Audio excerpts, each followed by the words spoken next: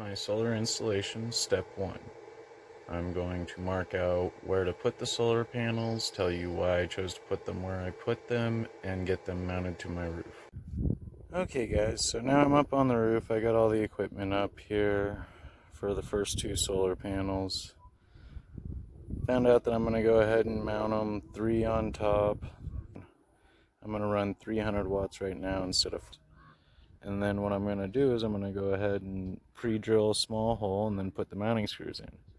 Now what determined where I was putting the solar panels and where I was going to go ahead and put the mounting brackets is, I don't know if you can see them too well on the video on that part of the roof, but they should be a little more visible over here. But the lines going across are the support bracers.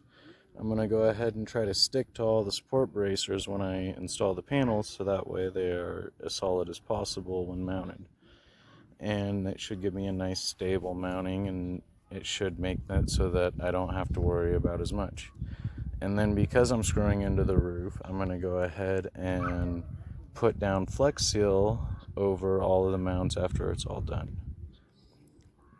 Thank you very much for your time, and I'm going to go ahead and get started on the next step. Okay, so this roof is a little bit more flimsy than initially anticipated. I am probably going to have to eventually change out these small screws for larger screws to make sure that it's anchored nice and solid and the wind can't do nothing to it.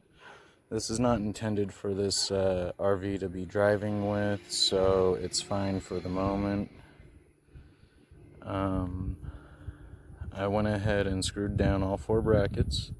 I left the solar panel in place as a guide and had the brackets flush up against the sides when I screwed the screws in to make sure that everything was nice and flush. And now I'm going to raise the panel up slightly, drill the holes in the sides of the paneling on the framing, and then I'm going to go ahead and bolt down the panel to the top hole of the brackets. And what I mean by the top hole of brackets is there is a hole here at the bottom and then a hole further up. So I'm going to go ahead and mount them to the top hole, and I'm going to make sure I stay clear of the panel itself when I mount them.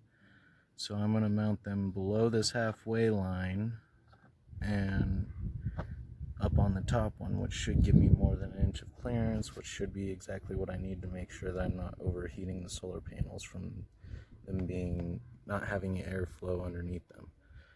Okay, and back to it in the next step. Okay, so the first panel is all on, good to go. There's a nice gap between the roof and the solar panel, so that way the roof won't be too close and it won't be generating too much heat, which also the solar panel will be shading the roof, which will help keep it cooler inside. And then I put the mounts on the bottom end of the solar panels, or the end towards the very front of the trailer, for the purpose on the side, for the purpose of when it's winter here, the sun is going to come down towards this mountain here, so I can go ahead and unhook these brackets when the sun is lower in the sky and be able to elevate the panels so that they face the sun better, giving me more solar power during the winter.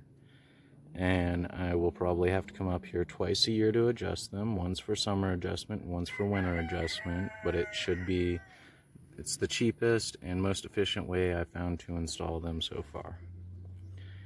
And all I did was I went and bought L brackets and bolts from Walmart.